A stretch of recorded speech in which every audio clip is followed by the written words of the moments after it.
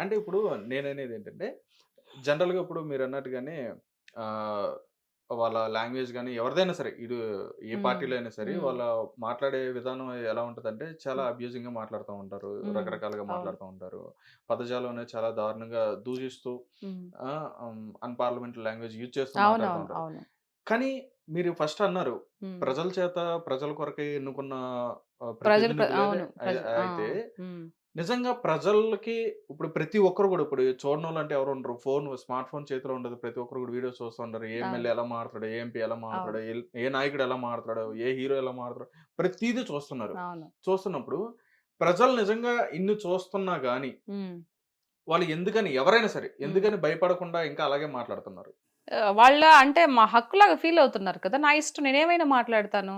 హ్మ్. ఇప్పుడు నేను మంచిగా స్టిల్ మాట్లాడుతున్నాను. ఇప్పటికి కూడా ఇప్పుడు ఏదైతే అదే అధికార పార్టీ చెప్తున్నాను గదా! ఉన్నా ఇప్పుడు గాని నేను మంచిగా మాట్లాడుతున్నాను కదా! వీడియోస్ నేనేం బూతులు తిట్టట్లేదు గదా! అది అవును. నా హక్కు. వాళ్ళు కూడా బూతులు తిట్టడం వాళ్ళ హక్కుగా ఫీల్ అవుతున్నారు. ఓహో! Simple logic.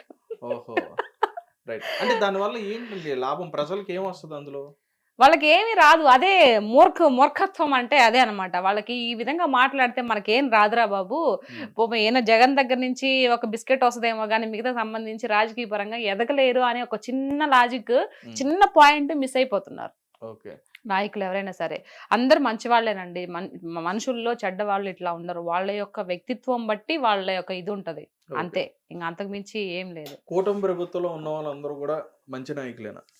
మంచి నాయకులు, చెడ్డ నాయకులు నేను అనను. హ్మ్. ఏదైతే కూటమి ప్రభుత్వం ఎవరైతే పైన నాయకుడు ఎవరైతే ఉన్నాడో ఆయన గొప్పవాడు. హ్మ్. ఆయన మంచివాడు. హ్మ్. కిందుండే వాళ్ళు మంచివాళ్ళా, గొప్పవాళ్ళా అని నేను చెప్పను. హ్మ్. ఆయన గొప్ప వాళ్ళ దగ్గర కింద ఉండే వాళ్ళంతా గొప్పవాళ్ళుగానే ఉంటాయి. ఎందుకంటే ఆయన దగ్గర కుప్పిగంతులు పనికిరావు. మనం హ్మ్. చూసారు గదా! ఒకరిని సస్పెండ్ చేశారు. సో, కాబట్టి ఎవరైనా అట్లాంటి ఎదవేషాలు ఏమన్నా ఏసేవాళ్ళు ఉన్నా కూడా సెట్ చేసుకుంటారు. హ్మ్. దాని గొప్పతనం ఎవరిది? లీడర్‌ది గొప్పతనం. హ్మ్. ఎవరైతే లీడర్‌గా నడిపిస్తూ ఉన్నారో ఆళ్ళు కరెక్ట్‌గా ఉంటే కింద వాళ్ళు కూడా కరెక్ట్‌గా ఉంటారనేది నా ఉద్దేశ్యం కాబట్టి ఆల్రెడీ నిరూపించుకుంటున్నారు. ఆయన ఇన్నేళ్లుగా సుదీర్ఘంగా ముఖ్యమంత్రిగా చేస్తున్నప్పటికీ వాళ్ళ కింద ఉండే వాళ్ళంతా మంచిగానే ఉన్నారు. హ్మ్. మరి 5 ఏళ్ళు మీరు చేసినప్పటికి ఇప్పుడు ఇంకా బూతులు మాట్లాడుతా ఉన్నారు. ఎవరిది ఫాల్ట్ అంటారు? హ్మ్. నాయకుడిది తప్ప మీరు ఆ విధంగా మీరు వాళ్ళకి అవకాశం ఇచ్చినందుకు వీళ్ళది తప్ప ఎవరిని తప్పనాలి? హ్మ్. నాయకుడు బావుందంటే కింద ఉండేవాళ్ళు కూడా మంచిగా పద్ధతిగానే ఉంటారు. ఓకే. అది. మీరన్నట్టుగానే హ్మ్. ఈ పాయింట్ తీసుకుంటే గత కొద్ది రోజుల క్రితం ఏంటంటే ఒక హ్మ్, క్రైమ్ ఇష్యూ మీద పవన్ కళ్యాణ్ గారు మాట్లాడుతా ప్రెస్ హ్మ్. మీట్‌లో హ్మ్. నా చేతిలో ఇంకా పవర్స్ ఉన్నాయి. హ్మ్. నేను తీసుకోవాలనుకుంటే హోమ్ హ్మ్. మినిస్టర్ నేను తీసుకుంటే గనక హ్మ్. వేరే విధంగా ఉండేది. ఒకసారి దృష్టిలో పెట్టుకోండి అని చెప్పన్నట్టుగా అంటే కూటమికే అందులోనే ఆయన వార్నింగ్ గూడా ఇచ్చినట్టుగా లేదండి. అట్లా మాట్లాడడం జరిగింది. అనలేదండి ఆయన. హ్మ్. ఆయన చెప్తున్నాడు ఇప్పుడు డిప్యూటీ సీఎం కదా! ముఖ్యమంత్రి తర్వాత ఉప ముఖ్యమంత్రి అవును. అన్నట్టు ఇప్పుడు పవన్ కళ్యాణ్ గారు.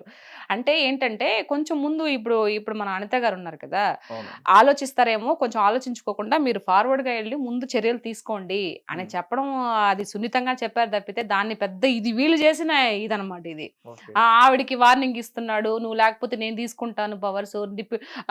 నేను హోమ్ మినిస్టర్‌గా. హోమ్ మినిస్టర్ పదవిని నేను తీసుకుంటాను. తాట తీస్తాను. హ్మ్. అయన్నీ అంతేం చెప్పలే. ఆయన మామూలుగానే చెప్పాడు. ఎంత వీళ్ళు ఊహించుకున్నటువంటి ఇది. హ్మ్. ఆయనకి చెప్తున్నాడు. ఇలా చెయ్యమ్మా ఇలా చెయ్యమ్మని చెప్తున్నాడు. హ్మ్. "నువ్వు భయపడబాకు. మీ వెనక మేమున్నాము. నీకు పవర్స్ ఉన్నాయి. నువ్వు చెయ్యి. దేనికి భయపడబాకు" అని చెప్పేసి ఆవిడకి చెప్తున్నాడు. ఓకే. దాన్ని వీళ్ళు ఇలా కన్వే చేశారనమాట. అదే అండి. అంటే చాలా మంది గూడా ఏమంటున్నారంటే, ఇప్పుడు నడుస్తున్న ఈ ప్రాసెస్ చూస్తుంటే, పవన్ కళ్యాణ్ గారు ఎక్కడ చూసినా గాని చాలా యాక్టివ్‌గా కనిపిస్తున్నారు. అవును. ఏదైనా సరే ఆన్ ది స్పాట్ డిసిషన్ అనేది కూడా తీసుకుంటున్నారు. అది హ్మ్. చాలా మంచి పద్ధతి కాదు అని చెప్పినట్టుగా మంచి పద్ధతి మాట్లాడుతున్నారు. కదేనండి. ముందు అంటే గెలవక అంత ముందు సినిమాటిక్‌గా చేస్తున్నారని చెప్పని అంటున్నారు మరి. సినిమాటిక్‌గా ఏం కాదు. హ్మ్. గెలవక ముందే చెప్పాడు గదా! ఆయన. "ఇద్దో గుర్తుపెట్టుకో జగన్, నిన్ను కుక్కట వేలుతో సహా ప్రకటించి వేయకపోతే నా పేరు కొణిదెల పవన్ కళ్యాణే గారు. నా పార్టీ జనసేన కాదని" చెప్పాడు గదా! అది హ్మ్. ఆయన చెప్పలా. హ్మ్. వారాహి అమ్మవారు జెప్పిచ్చారు. ఇప్పుడు మొత్తము తీస్తుండేది గూడా అందుకే. హ్మ్. ఎక్కడెక్కడ ఏం లోతుపాట్లు అన్నీ తెలుసు పవన్ కళ్యాణ్ గారికి. మొత్తం సర్వం తెలుసు. హ్మ్. అన్నీ తెలుస్తాడు. అందరిని బయటికి లాగుతాడు. అవినీతి లేకుండా చేస్తాడనేది నమ్మకం మాకు ఉంది. ప్రజలకు గూడా ఉంది. ఓకే. ప్రజలకి అందరికి ఉంది కాబట్టే ఇచ్చిన వరకు చాలని జెప్పేసి 21 సీట్లకి కట్టుబడ్డాడు. 21 సీట్‌కి ఒక్కటి కూడా మిస్ పోకుండా అన్నీ కొట్టేసాడు. ఓకే. అంటే మీరిప్పుడు కూటమి ప్రభుత్వం నుంచి అంటే ప్రభుత్వం దృష్టిలో మీరెలా అంటే, హ్మ్. ఇప్పుడు చంద్రబాబు నాయుడు గారు ఆయన రాష్ట్రానికి సంబంధించి ఏం కావాలనేది ఆయన ఆలోచిస్తున్నారని చెప్పని భావిస్తున్నారు. నెక్స్ట్ హ్మ్. లోకేష్ గారు వచ్చేటప్పటికి కావాల్సిన వనరులు ఏవైతే ఉన్నాయో, వసతులు ఏవైతే ఉన్నాయో ఆయన తీసుకొస్తున్నారని చెప్పి భావిస్తున్నారు. ఉమ్, నెక్స్ట్ పవన్ కళ్యాణ్ గారు గానీ, ఉమ్, నాదెండ్ల మనోహర్ గారు గానీ వీళ్ళేంటంటే ఎక్కడైతే ఇట్లాగా ఏవైతే అన్యాయాలు కనిపిస్తున్నాయో ఉమ్, అక్కడికెళ్ళి వెంటనే యాక్షన్ తీసుకుంటున్నారని చెప్పని ఉమ్. ఒక ఇదిలో మీరు అంటే ఆ, మీరనేది తలా ఒక ప్రతి పని ఒక్కరు కూడా చేస్తున్నారు కదా. అనుకుంటున్నారు. ఆ, అంటే అది నిజమే అని చెప్పని అనుకోవాలా? అంటే ఎవరి పని వాళ్ళు వినిపించే ఎవరికి తగిన పని వాళ్ళు చేస్తున్నారండి. హ్మ్. ముఖ్యమంత్రిగా చెప్తారు కదా, ఎవరికి ఏది చేయాలో వాళ్ళకి ఇచ్చిన పదవులను బట్టి అది చేసుకుంటూ ముందుకు వెళ్ళిపోతున్నారు కదా ప్రభుత్వం. హ్మ్. దాంట్లో ఇంతకు ముందు ఒక్కొక్కటి తవ్వే కొద్దీ బయటకు వస్తున్నాయన్నట్టు హ్మ్. ఇంతకు ముందు జరిగిపోతున్న కొద్దీ ఇంతకు ముందు ఏం జరిగింది, ఎందుకు జరిగింది అలా, ఇన్ని డబ్బులు ఎక్కడికి వెళ్ళిపోయినప్పుడు ఆటోమేటిక్ ఒకట్లా తీగ తాగుతాడు డొంక కదిలినట్టు ఒక్కొక్కటి బయటపడుతున్నాయి కదా. ఇప్పుడు ఓకే. మొన్న షిప్ జరిగింది, హ్మ్. అది వాస్తవమే కదా అక్కడ. ఈ మధ్య బాగా వైరల్ అవుతుంది. సీజ్ ద మరి షిప్ అని చెప్పని. అట్లాంటి ఇంకా బోల్డ్ అని ఉన్నాయి. Hmm. Wait and see. Hmm. అందరూ చూస్తారు, ప్రజలు మొత్తం చూస్తారు. హ్మ్. ఎవరిని వదిలిపెట్టరు పవన్ కళ్యాణ్ గారు. హ్మ్. ఆయన ఇన్ని రోజులు కూడా ఓపిక పట్టుకొని ఉండింది కూడా అందుకే. వన్ బై వన్ మొన్న లడ్డు ఇష్యూ క్లియర్ చేశాడు. ఇప్పుడు లడ్డు బ్రహ్మాండంగా ఉంది. హ్మ్. అంతకు ముందు 5 ఏళ్ళు వరస్ట్ గా ఉండే లడ్డు. హ్మ్. మరి ఆ తిరుపతి వెంకటేశ్వర స్వామి ఆయన ఎందుకు అంటే ఆయన ఎప్పుడు చూపించాలో అప్పుడు చూపించారు అనుకో. ఆయన రోజా గారు అన్న కూడా అయింది కదండి. నేను ఎప్పుడు కూడా ఇక్కడికి వస్తానే ఉన్నాను. తిరుపతి రెగ్యులర్ గా వస్తాను నేను. ఎందుకు పోయింది ఆవిడ తిరుపతికి? ఎప్పుడు కూడా నాకు రోజా ఇట్లాంటి గారంటే మన స్కామ్ నెల్లూరు జరగ స్లాంగ్ వచ్చేస్తది. దేనికి పోయింది? ఒక 50 మందిని, ఒక 100 మంది వాళ్ళ దగ్గర టికెట్లు ఇది కళ్యాణం టికెట్లు డబ్బులు తీసేసుకొని వాళ్ళందరూ చూపించి రావడానికి పోయింది. డబ్బులు దుడ్ల కోసమే కదా ఆమె పోయిండేది. హుహు. ఏం చేసింది అక్కడ? లడ్డు ఎట్లా ఉంది? ఎంత మాత్రం చేస్తున్నారు? ఎప్పుడన్నా పర్యవేక్షణ చేసిందా ఆవిడ? అసలు హ్మ్. అడగడం జరిగిందా?